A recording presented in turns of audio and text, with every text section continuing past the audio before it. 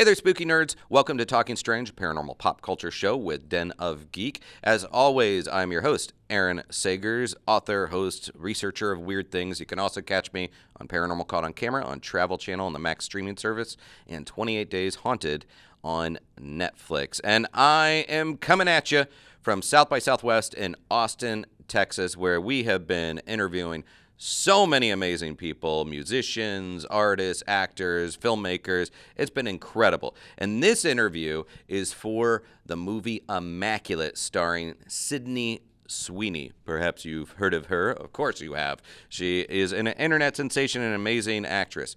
And this film is really kind of, I would say, the unholy sibling of Rosemary's Baby. It's a religious horror where there's a lot of crazy crap going on with it. And you know what? Instead of saying too much more, why don't you check out the interview with Immaculate, their cast, led by Sweeney.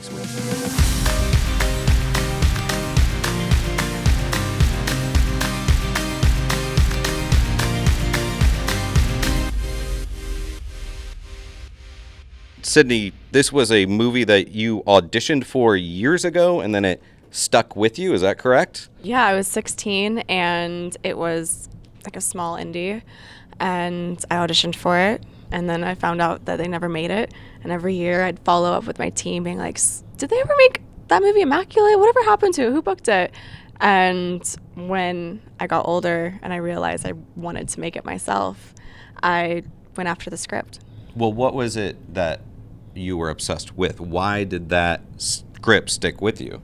There was multiple reasons. One, I grew up watching horror films with my dad, and so I always loved that genre. And when I read it, one thing I loved about it the most was that most of the fears and the horror all stem from reality.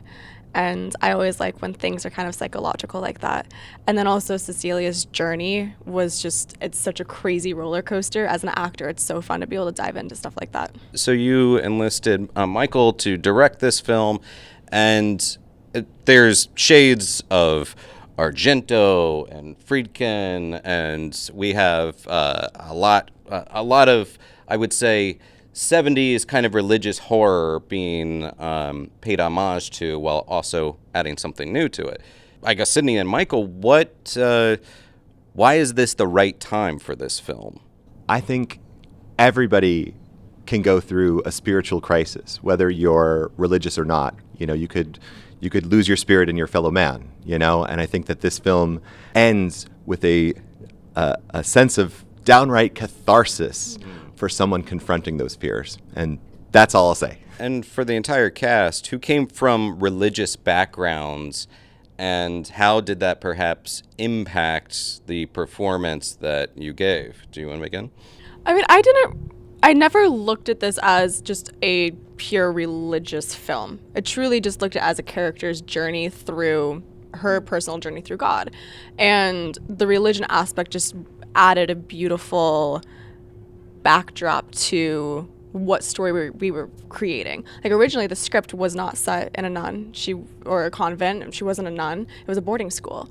And we wanted to elevate the film in a different way and add multiple different concepts to the story that could play with elements that like people draw different themes from it as they watch it. So I look at it as this is just her own character's journey, and she happens to have her journey with God. Yeah. I agree with Sid because I didn't feel the film like as a religious film. But I'm the unfaithful nun, by the way, so it matches somehow. And it's beautiful, the metaphor of God in this sense, because everyone has his own, path in this story. I don't have any specific experience. No, I approached the movie not thinking about the relationship with the church, but with all the themes that they talk in the movie. You know, the feminism, a world controlled by a man, when actually it's full of nuns. So it's one man in control of all these things. You know, I think the movie touches some very interesting themes that are really on the table nowadays, and that was what really interested me from the movie. And Sid and Michael, there's this fierceness that really unfolds throughout this movie, and also just this kind of quiet dread that begins creeping up throughout. What kind of conversations did you have with one another about that balance, and then, that gradual build without going there too soon? Talk about those conversations. I mean, we kind of developed the script together, so the conversation was never, it wasn't like a conversation and then we made the movie. Like every night we would film and then regroup at night and work on everything. Yeah, figure out what we learned about the characters, what we learned about how the crew was moving, and sort of, so it was always, it was an ongoing conversation.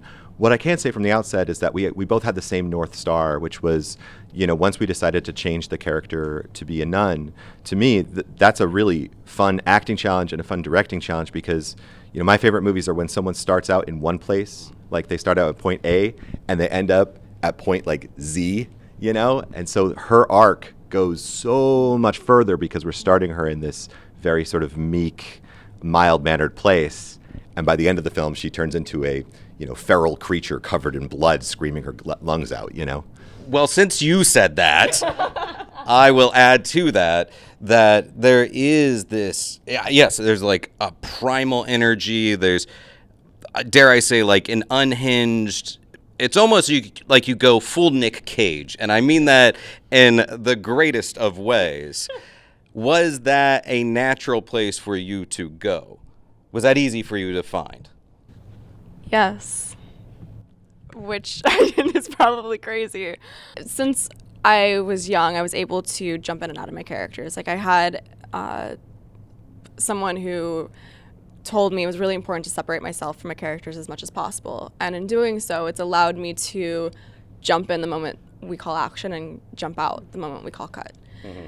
So that scene and a lot of the scenes, it was just very raw, and I allowed the character to just feel every depth of her soul. Would you say that that's the most raw you've gone thus far in your career? Probably. Yeah. I think so. I mean, yeah, I think so. It's pretty guttural. Yeah, really coming from the depths inside. And I loved that. For each of you, where else? I mean, Sydney said that she was a fan of horror, and I want to hear, some of the favorite horrors that you watched with your dad. But how about the rest of you? What was sort of your love of horror, some of the films that you enjoyed prior to making this one? So my dad had me grow up watching like all the OG John Carpenter films. So Halloween, The Thing. I was watching Psycho, Shining. He loves horror. The classical ones, Psycho, Shining, Rosemary's Babies. I really love also the tension horror genre, like Let the Right One In. Yeah. I want to add maybe Blue Velvet. I don't know. Lynch. Yeah, forgot to say before. That's a great one. Alvaro? Yeah, we were talking about, we were kind of connected with the same things as The Shining and Psycho and Let the Right One In. I remember watching that movie in the theater, and the sensation of, okay, the next shot is not gonna be that good. And it was. Okay, the next shot is...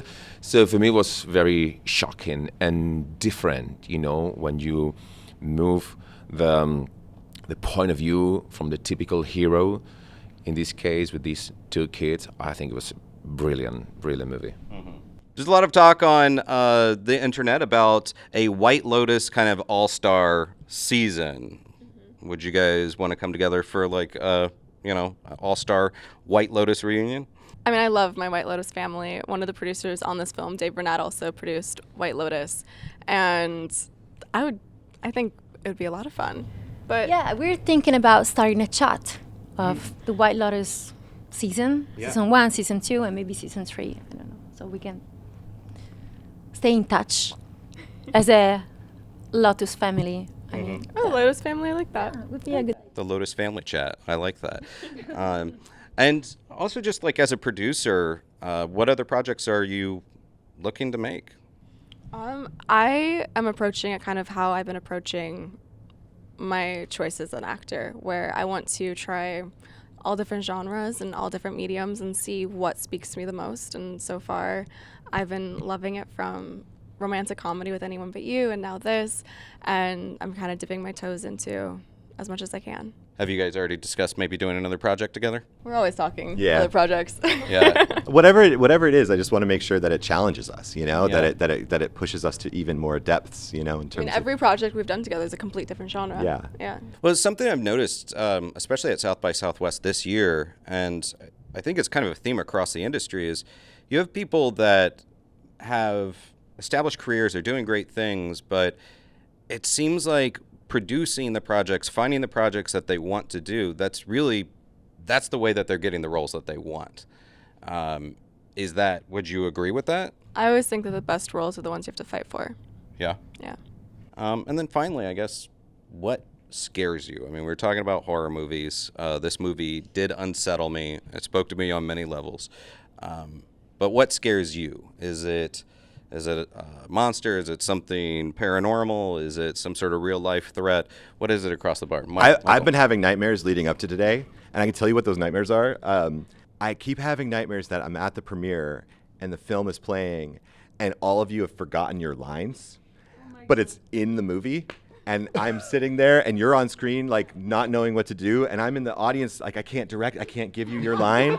And then I wake up in a cold sweat. Like, I'm not even joking. That's been happening to me for the last few weeks. Wow. Yeah, so tonight, I hope you guys are off. I hope you're off book tonight. Yeah, and you can't do anything. And then you It's get been blamed edited. for it. We somehow The edited it lines into are the on movie. screen. Yes. No I hope Yeah. so. I hope so. Yeah. Although that is a great setup for some sort of prank. I think there's time for someone to pull that off. Okay, that's a good one. A good psychological fear. I like that. What scares you? What's your fear?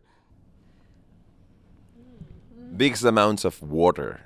I mean, I find myself in the middle of the ocean. Me too. I dreamed and I about cannot waves. stand up. I mean, you know these people? Let's get a swim. They're in a yacht in the middle of nowhere. Let's go and have a swim. And it's like, what? I mean, it scares me so much. So much. All right, so the ocean. All right, cool. What else? What other? I feel like this is turning into a group therapy session, the Immaculate group therapy session. What else are you guys afraid To of? What sleep scares in an empty house. I really don't like it. you? What is it about that? Is it because? Someone that comes inside and Then it's no do longer empty. something to me. Way to make lemonade out of lemons there. Yeah. It's, what scares you? I have a phobia of needles. Really? Oh, Okay. yeah, she does. Yeah. mean- No, like, but it's like a real phobia. Like, everyone kind of like, oh, you're scared of it, until you actually witness it, and it's real. I mean, there's needles in this film, if I recall, right? There's definitely needle scenes. Any stories as far as filming that where maybe you had some trouble with the needles? I usually just start crying and screaming, I mean, that's good And for performance, I guess. thrashing around. Yeah. Okay. All right. What are you afraid of?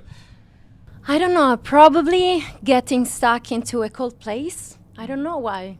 I mean, I don't know. Because you're Mediterranean. Yeah, probably yes. Well, I guess it's a good thing you're in Texas, except the air conditioning in these buildings. That's Like a you said, problem. cold. That It's- is a problem. It's cold everywhere we go. So, and I guess just at South by Southwest, this gathering of artists, filmmakers, musicians, has there been any kind of highlight or anything that you've really enjoyed thus far? I mean, you get to talk about your film, but what else? What are some highlights of South by? It's been wonderful. The last time I was here was in 2015 with a short film called Pink Grapefruit that actually won the jury prize that year. And to be back with a feature is just such a huge honor.